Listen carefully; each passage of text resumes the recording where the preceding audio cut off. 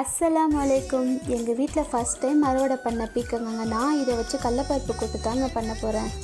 இப்போ பேனில் கொஞ்சமாக எண்ணெய் விட்டு பெருஞ்சீரகம் கருவேப்பிலை பொரிஞ்சதுக்கப்புறமா வெங்காயம் தக்காளி போட்டு வதக்கி இது கூட லைட்டாக மஞ்சத்தூள் மிளகாத்தூள் மல்லித்தூள் உப்பு போட்டு ஈவனாக கலந்து வச்சுக்கலாங்க.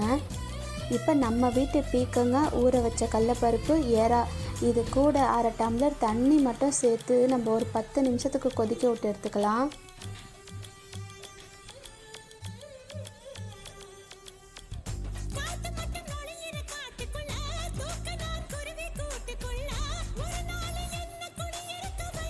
கொதிச்சதுக்கப்புறம் காய் சாஃப்டாக வெந்ததுக்கப்புறம் நம்ம அரைச்சி வச்சுருக்க தேங்காய் விழுதையுமே அது கூட சேர்ந்து ஒரு கொதி விட்டு ஆஃப் பண்ணி எடுத்தால் நம்மளுக்கு டேஸ்டியான நம்ம வீட்டு பீக்கங்காய் கடலப்பருப்பு கூட்டு ரெடிங்க.